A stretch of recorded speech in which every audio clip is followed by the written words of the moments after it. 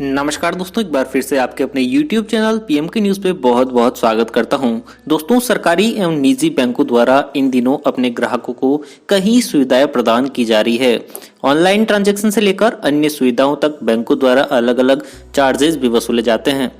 दोस्तों, आपको बता दें कि बैंक खाते में न्यूनतम राशि जमा किए जाने से लेकर एटीएम में तय सीमा के बाद निकासी सहित कई अन्य सेवाएं हैं जिन पर बैंकों द्वारा चार्जेस वसूले जाते हैं। दोस्तों, फाइनेंशियल एडवाइजर्स का कहना है कि बैंक खाता खुलवाते वक्त ज्यादातर कस्टमर्स को टर्म एंड कंडीशन की जानकारी नहीं रहती है और जिन सेवाओं के लिए बैंक चार्ज करते हैं, बैंकों की ऐसी ही कुछ सेवाओं के बारे में मैं आपको बताता हूं ताकि आपको लाभ लेने में कोई भी चार्जेस नहीं देना पड़े। दोस्तों, सबसे पहले अगर बात करें तो बैंक खाते में न्यूनतम राशि न रखने वाली बात करते हैं। तो दोस्तों, बात करते हैं पहली चीज की जिसमें बैंक अपने से पैसा वसूलती है। दोस्तों, खाताधारक अपने बैंक खाते में न्यूनतम राशि जमा नहीं होने पर बैंक द्वारा ऐसे कस्टमर से चार्जेस वसूले जाते हैं। ये चार्जेस मासिक या फिर त्रैमासिक बैलेंस मेंटेन न कर पाने पर वसूले जाते हैं और अलग अलग बैंकों के इसे अपने अलग नियम है, उसी आधार पर चार्जेस लिए जाते हैं। उदाहरण के लिए HDFC बैंक के खाते को न्यूनतम 10,000 रुपए से मेंटेन करना पड़ता है। वही बात करें तो ग्रामीण क्षेत्रों के बैंकों में यहाँ पे 5,000 रुपए की राशि रखनी पड़ती है। अगर खाताधारक 10,000 के बजाय 7,500 से 10,000 के बीच बैलेंस रखता है तो उसे 150 रुपए प्लस टैक्स देना पड़ता है। और वही बात करें तो अगर एवरेज न्यूनतम बैलेंस 5,000 से 7,500 के बीच रहता है तो बैंक उससे 300 प्लस टैक्स वसूलती है।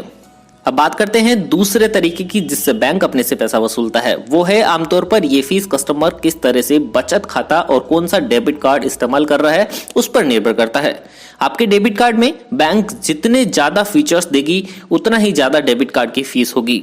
कुछ सेविंग खातों में फ्री में डेबिट कार्ड जारी होते हैं तो वहीं बैंक 99 रुपए से लेकर 750 रुपए तक सालाना फीस वसूलती है।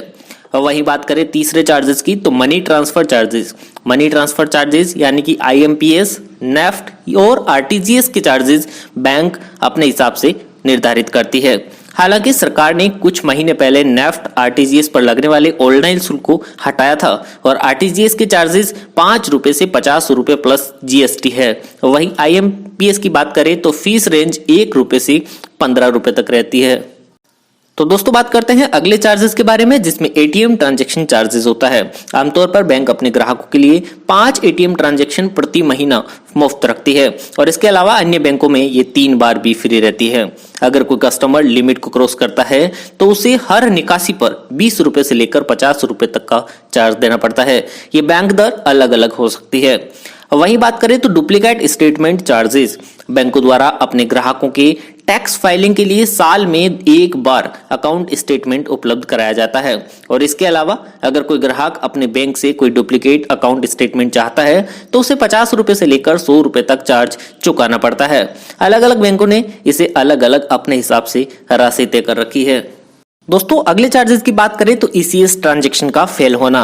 अगर आपके खाते में पर्याप्त राशि नहीं है और अगर आपका ECS पेमेंट लो बैलेंस की वजह से फेल हो जाता है तो हर बार बैंक इस पर एक तयशुदा राशि वसूलती है। कुछ बैंक ECS ट्रांजैक्शन के फेल होने पर फ्लैट पेनल्टी वसूलती है, वहीं कुछ बैंक 1 महीने में दूसरी बार ECS ट्रांजैक्शन के फेल होने पर पेनल्टी वसूलती है। वहीं बात करें कैश ट्रांजैक्शन की, दोस्तों बैंकों में सेविंग खाते से हर महीने 3 से 5 बार तक की निकासी का रिस्ट्रिक्शंस रहता है और इससे ज्यादा बार निकासी होने पर बैंक द्वारा चार्ज वसूला जाता है। दोस्तों, वही बात करें तो बैंक हमसे इन चार्जेस के अलावा भी ढेरों चार्जेस वसूलती है, जैसे कि बैंक द्वारा चेक बाउंस होना, SMS service fee, account closure, out station cheque holding charges, नई चेकबुक इश्यू करना, demand draft, reward point reductions, locker print, pin registration and अन्य सेवाओं के जरिए भी बैंकों द्वारा चार्ज वसूला जाता है।